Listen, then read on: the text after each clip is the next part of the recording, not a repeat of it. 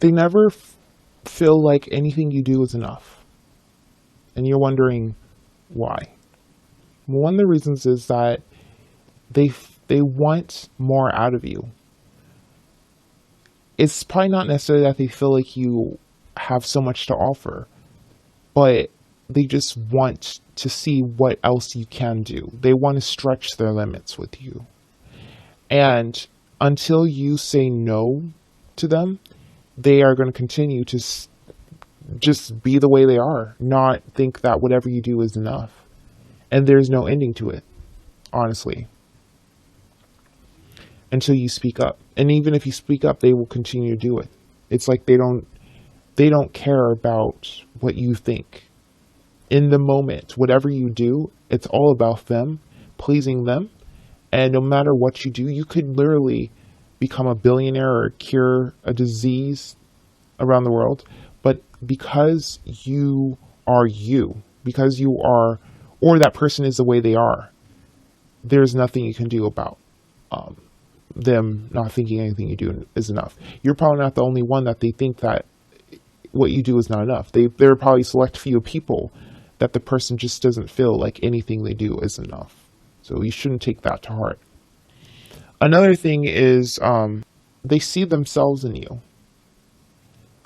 They see that what you're doing is not enough, and so what they're doing is not enough either.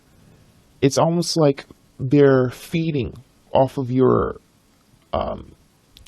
success in order to build a greater success of their own.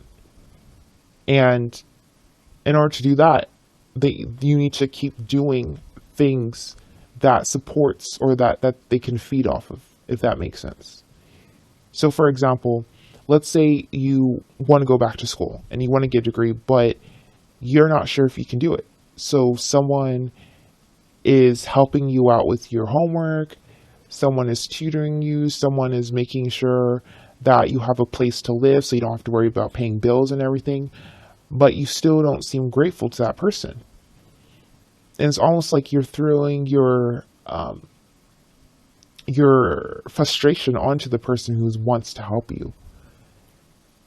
So that's another thing, is that they're throwing their frustration onto you.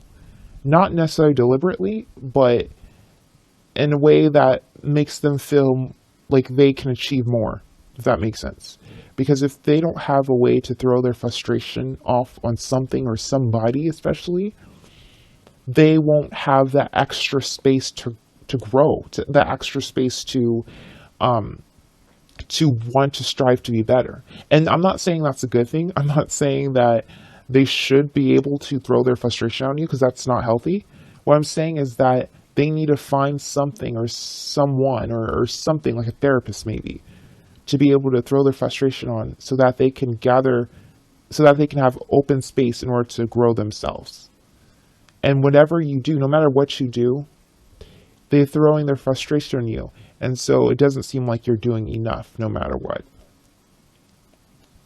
Another reason is literally what you're doing is not done right. You're always messing up. And even though you think, and maybe some select few people around you might think what you're doing is great, it's really not what that person needs at that particular time. You know? So let's say that person's sick and you might buy them flowers. Well, that person doesn't need flowers. They need some chicken noodle soup, or they need a foot massage, So it's like you're trying to help, or you're trying to do all that you can for that person, but that's not exactly the help that they need in that particular time. So that's why it seems like no matter what you do, it's not enough, because you're doing the wrong things, and they don't want to tell you what to do, because it doesn't make them look like a good, nice person.